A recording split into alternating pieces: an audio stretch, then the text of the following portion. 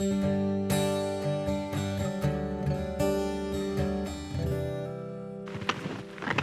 is Thursday, January 12th on Akita-Komagatake, and it is one of those rare, perfect days with blue skies. That up there, that summit, from here it looks impossibly high and distant, but it's not really so bad. Very nice trail of both skiers and snowshoers who went ahead of me today. Makes for easy going on the way up. You can see one snowshoer right up a little ways ahead of me, and another a bit higher than that.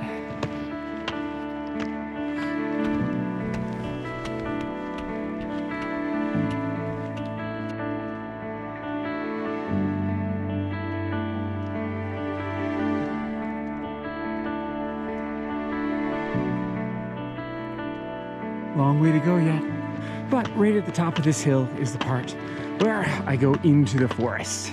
This first hour and 10 minutes or so of the winter hike up Akita-Komagatake is always a little bit monotonous, but that's fine. It's meditative. Can you see the way the snow reflects the sunlight? It's like little diamonds scattered around on the ground. And just like that, into the woods.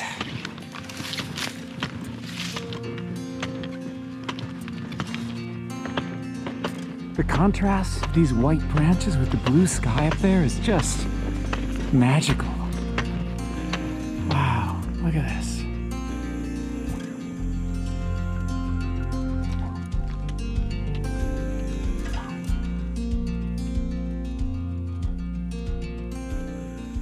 Since I'm in Akita today, I thought I'd talk about the Matagi, the legendary mountain men of this region, famous as bear hunters.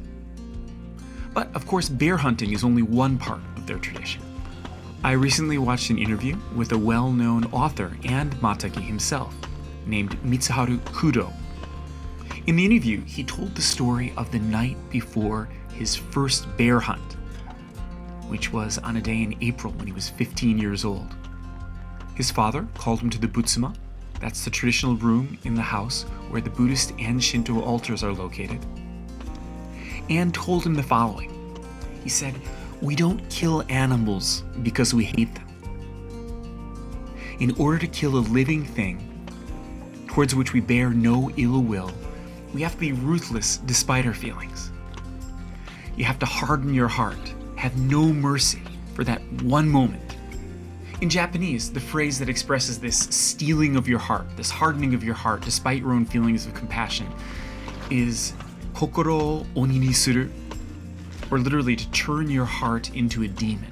Now the word Matagi, the name of these mountain men, is generally written in phonetic katakana, but one of the kanji pairs that you most often see used for it has the character for demon in it, emphasizing the need for them to turn their hearts into demons for that instant when they kill.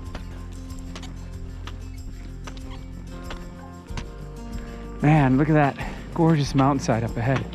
Just perfect. Getting closer. Man, this mountain over here looks gorgeous too. Though Matagi are synonymous with bear hunting, the bear hunting season itself only lasts for a couple weeks in the early spring. The rest of the year, they hunt other animals, rabbits, boar, and in the old days, Japanese sero. They also forage for various ferns and edible plants when the snow melts, and various mushrooms in the autumn. So bear hunting is really only a small portion of their activities.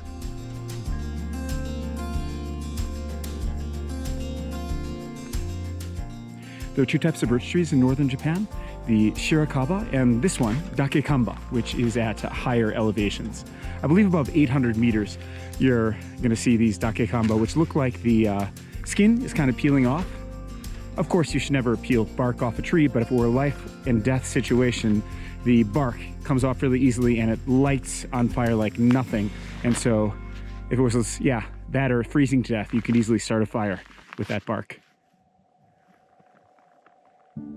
Once again, just like almost exactly a week ago, I'm the one making the tracks to the summit. Most people ahead of me turned around at the 8th Station Lodge. Not me. going all the way to the top.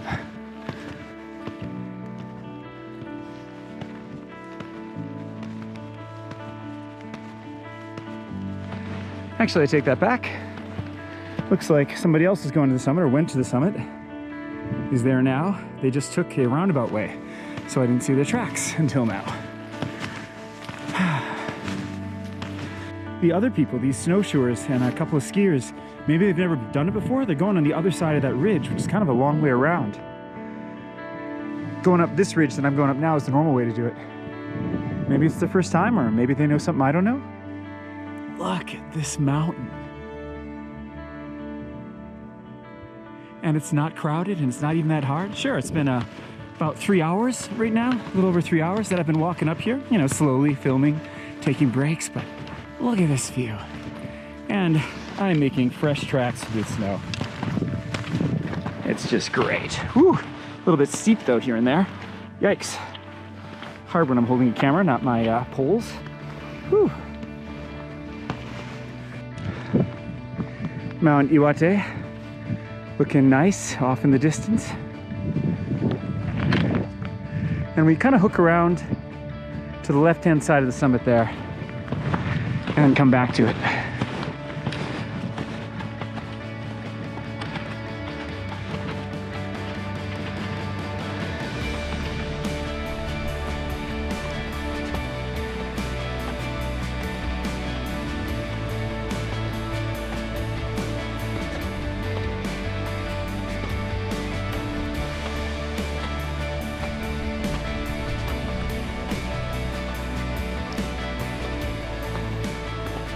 You don't get that many days this year where the sky is this blue up here.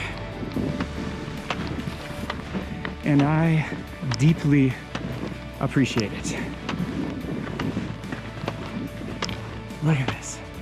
This bit on the ridge feels a little bit sketchy, or looks a little bit sketchy, but it's not a big deal. Even if you fell, it would just be a pain in the butt. It wouldn't be too dangerous.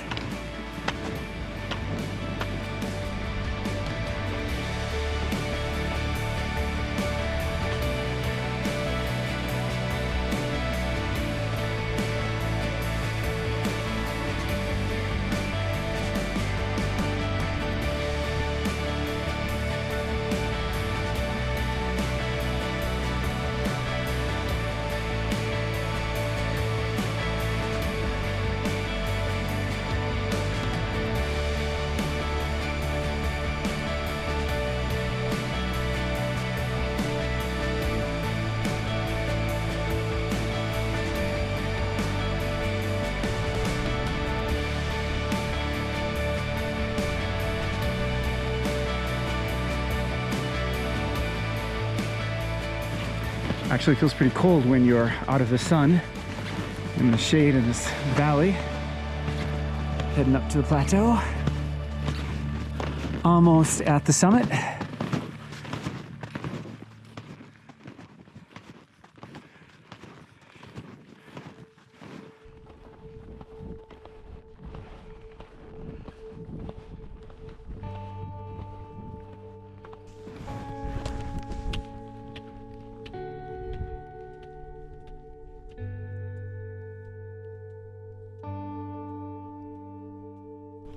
Apparently, each Matagi family possesses a scroll that gives them sacred permission from the mountain goddess to hunt her creatures there. Now, the mountain goddess is said to be physically ugly and very jealous of other women. So in the old days, Matagi would forgo any contact with women for a full week or going on a hunt or foraging trip. Before an excursion into the mountains, local Matagi would wash their clothes themselves and make their own onigiri, rice ball snacks, instead of letting their wife or mother do it for them as they might normally, in order to enter the mountains without the essence of any woman on them. These days, the number of Matagi is really dwindling. Being a hunter and a forager isn't a full-time job in modern-day Japan, so they have to do it after work and on their days off. I'd really like to get out in the near future and try and interview some of the currently practicing Matagi. I may have a chance in another month or two, and so fingers crossed. This is it. The summit, Onamirake. on top of Akita-Komagatake, and this is the view. Matagi down there still smoking.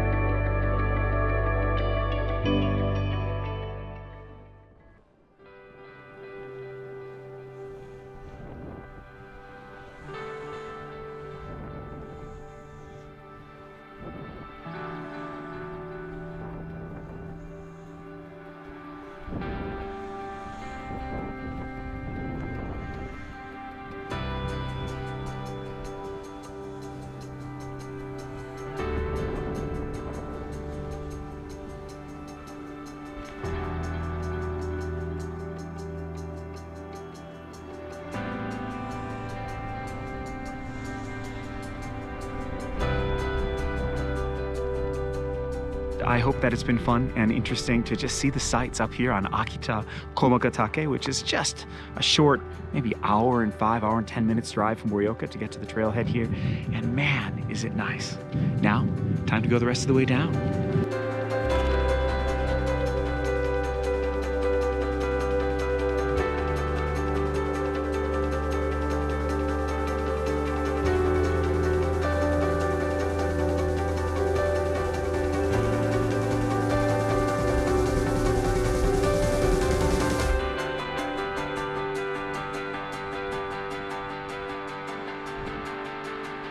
Forgive my very white face. I am not skimping on the sunblock. Today made me realize I'm totally out of practice skiing. I didn't ski at all in the last 2 years, and I could feel it. But it was still fun to zip down. But I'm not good enough that I could hold the GoPro with one hand while skiing, and I didn't have one of those helmet mount things. So sorry about not being able to show you the ski down. It was embarrassingly mediocre skiing anyways. Thank you so much for watching, and I'll see you on the trails.